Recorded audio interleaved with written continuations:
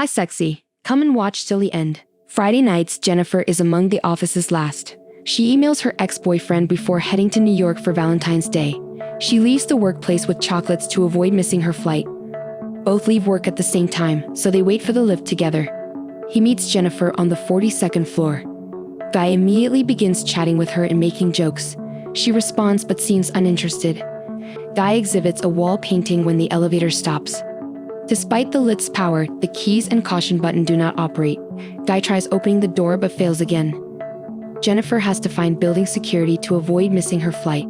After 15 minutes, they shout for aid and beat on the door, but no one answers.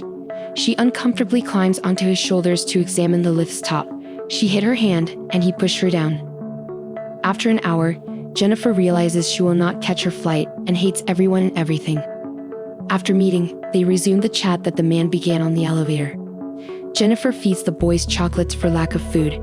Since they may be delayed in the elevator until Tuesday, she suggests saving their meals. 4 hours later, Jennifer needs to go to the restroom, but she feels ashamed. When she refuses, he offers to let her use her thermos. Close your eyes and cover your ears, she says. She goes to the restroom after Guy sings. She adds to the elevator wall artwork after returning. After playing, they discuss personal matters. Guy says he is too busy to be found. Jennifer maintains her identity. She tells him she wanted to surprise someone in New York, but he probably did not even want her to come. The man feels it is time to open the wine, so he offers it to her. They drink since they are not dead yet. A long time later, they are sketching each other to remain active and become closer. The guy admits that he had seen her before in the office building, but did not tell her because he did not want to sound like a stalker and make her feel uncomfortable. He thought she would be hurt by it, but she laughs about it instead. When they are done, they show each other what they have drawn. His picture is more serious than hers, which is more playful. Funny Jennifer apologizes and takes a picture of the drawing, saying that if they all make it, she will use it as her profile picture. Since they are both hungry, she asks the guy to change the subject. He goes through a list of things, and she decides to talk about making love. She gets up, turns her camera on him, and asks him where he made love in the dirtiest place. He is shy, so she tells him her story to get him to open up. Jennifer tells him about her college library sex with an ex-boyfriend. He does not want to share his tale when it is his time since it is boring. Jennifer instructs him to invent one.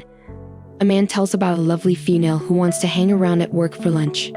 He claims she took off her clothing as he drove after they became intoxicated. Guy acts awkward and uncomfortable again. He tells Jennifer that he got aroused and stopped. She accepts his apology for going too far. A man clumsily kisses her and takes off her clothing in the elevator as they make out. She flees when he says he may love her. Jennifer says she wants her ex-boyfriend back. She intended to surprise him in New York to mend things. Even though their meeting was enjoyable, Stu feels they should keep it casual since what she has with her ex is genuine. Jennifer reveals her feelings and her previous relationship. He believes they got along and that her ex does not deserve her. She becomes irritated because she still loves him and tells the man that they will simply go back to their separate lives when they get out of the elevator.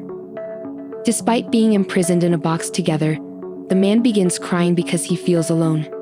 Jennifer notices his sudden transformation. Guy opens out to her. He misled her about his identity and job. He says he saw her every day at work. He exhibits Jennifer's security images of her writing the times and dates. He recorded her entering the elevator that night. Jennifer fears. He tells her he is the security guard at the key unlocks the elevator. Jennifer threatens to report him to the police.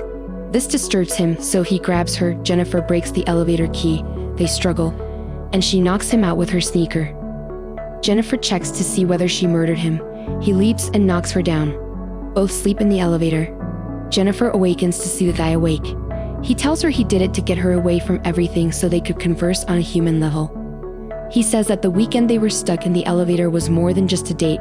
It was that Jennifer thinks he will not get away with it because someone will come to get them out of there. She finds out that the guy has taken all the shifts for that weekend and that the other two guards will not be there until Tuesday when the long weekend is over. Jennifer asks what he will do, and he says that he would rather kill her than go back to jail. He says that he never made her do anything against her will, but Jennifer says that he took her away. That makes him more and more angry. He urges Jennifer to assist him in climbing up there and promises to return for her. But Jennifer feels it would be simpler if he helped her because she does not have the strength. He worries she will call the police and not return. Jennifer gives him what he wants and gets him to assist her. She lifts him off the elevator. He shows her the ladder and door and is glad they escaped. Jennifer's middle finger as she climbs the stairs enrages him. He escapes the elevator too. He ties two clothes together and tosses them over the elevator beam. Jennifer moves toward the door as he climbs. He advises her to go because she will die. Jennifer is at the door when he follows her. She shouts for rescue. He pulls her into the elevator. Both sleep. Jennifer wakes up first and sees the fire hoses. She starts a tiny fire after failing to set off the fire alarms with a cigar. Jennifer breaks the guy's nose as smoke fills the elevator. Jennifer stops him, and he says the fire alarm will not go off, but they will get wet and die from the electricity. Jennifer threatens to harm him if he does not confess. She tapes herself discussing what occurred and what she knows. Jennifer asks him his name. John Deacons. John claims he wanted them trapped in the elevator. He even marked the wall with the sketch and stopped the elevator with the key while she was out. Jennifer convinces him to acknowledge putting her in the elevator. John claims he trapped and kidnapped her. He tells the camera about banging her head on the ground and throwing her against the wall because Jennifer continues asking. John tells Jennifer that he wanted to go on a date with her, but she would have typically said no. John tells her he was a great accountant for a large corporation before becoming a security guard. John informs her that his narrative about the girl in the vehicle was real. But it ended differently. He drove into a ditch. A tree stopped the automobile after 7 flips. She died after falling. John's money allowed him to avoid incarceration for 6 months. After prison, he only found security guard work. He wanted to be himself again and feel it after a few months. Jennifer does not know why he selected her, but he claims she is excellent. Traffic persists on Monday. Eddie shows his new girlfriend the roof after hearing this from another guard. When they arrive, Eddie searches for John and checks the security monitors if he can't. Eddie awakens John and Jennifer in the elevator. He assures Jennifer he will get them out while his girlfriend sleeps on the sofa. Eddie opens the elevator doors. Jennifer wants to go, but he says he must unlock all the doors first. John knocks Jennifer unconscious and hands him his keys. Eddie claims he will assist when John complains that it is not working. John rips Eddie in half as he gets locked in the elevator. John knocks Jennifer unconscious again and throws her in his trunk. John dumps Eddie's corpse and clothing away within the building. He showers, dresses, and puts a cigarette in his pocket. John deletes all security camera videos at the front desk. John murders Eddie's girlfriend once she wakes up. John drives Jennifer to a hidden location to get dressed. Fuel goes into a trash can. John tells Jennifer he still likes her and regrets they cannot be together. Opens trunk. Jennifer pretends to be dead, and when John rushes to the garbage can to find her, she strikes him in the head, hits in the vehicle, and drives away. The Trey's lighted cigar stops her. Jennifer backs up the vehicle and strikes John, scaring her. She discovers him in the garbage outside. Jennifer ignites the cigar again, flicks the lid and leaves.